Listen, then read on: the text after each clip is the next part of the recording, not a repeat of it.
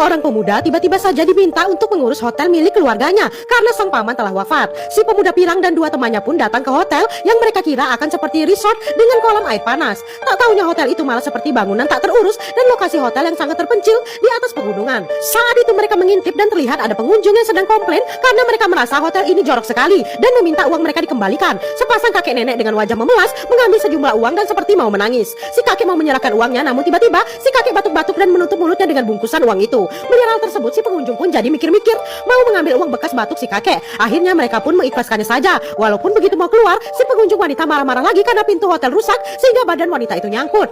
Setelah mereka pergi, si kakek dan nenek melihat tiga pemuda itu dan mereka pun sangat terpana. Sang nenek melihat foto cucunya ketika masih kecil dan ia pun langsung berlari menyambut sang cucu yang sudah lama tak ia temui. Namun si nenek malah menghampiri pemuda baju kuning. Si nenek terharu karena cucunya tumbuh menjadi pemuda yang tampan. Namun pemuda itu bilang kalau dia bukanlah cucunya. Si kakek malah mengira pemuda yang di ujung satu lagi yang merupakan cucunya karena gigi pemuda itu mirip dengannya. Namun pemuda jaket hijau itu juga berkata dia bukanlah cucu si kakek. Si nenek dan kakek pun akhirnya melihat si pirang yang sedari tadi tak dianggap dan mereka tak menyangka malah si pirang ini yang merupakan cucu mereka. Mereka bertiga pun diberikan masing-masing satu kamar untuk tempat beristirahat. Nenek dan kakek menjelaskan fasilitas di hotel tersebut. Ada komputer yang bisa internetan tapi harus dimasukkan koin terlebih dahulu. Dan juga ada televisi yang kalau mau nonton juga harus memasukkan koin. Selanjutnya ada juga kursi pijat yang juga harus dimasukkan koin untuk menggunakannya. Dan kalau mau menggunakan telepon juga perlu koin. Bahkan di hotel itu juga ada odong-odong. Mereka bertiga pun terbengong-bengong, tak heran kalau hotel ini tak ada pengunjungnya. Setelah itu si kakek dan nenek merasa perlu menjelaskan sejarah berdirinya hotel ini karena si pirang akan menjadi penerusnya. Si kakek menjelaskan kalau dulunya hotel ini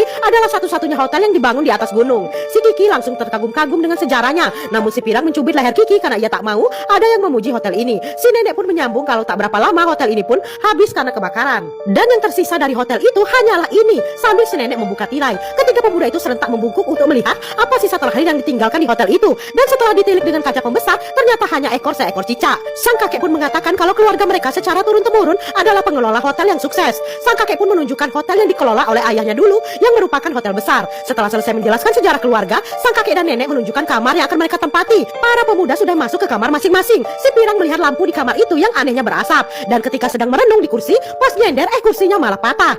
Sementara itu di kamar sebelah, Kiki yang sudah menyalakan lilin aromaterapi bersiap akan tidur. Saat dia akan melepas baju, tiba-tiba lampu kamar mati. Ketika tak jadi lepas baju, lampunya pun hidup lagi. Pas baju dipakai lagi, lampunya menyala lagi. Akhirnya karena kesal, si Kiki pun melepas bajunya dengan kesal dan lampu pun berhenti mempermainkannya.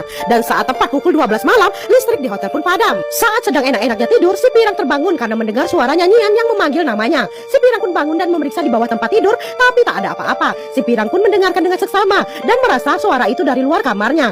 Si pirang pun akhirnya keluar untuk memeriksa apakah di hotel ini ada penunggunya.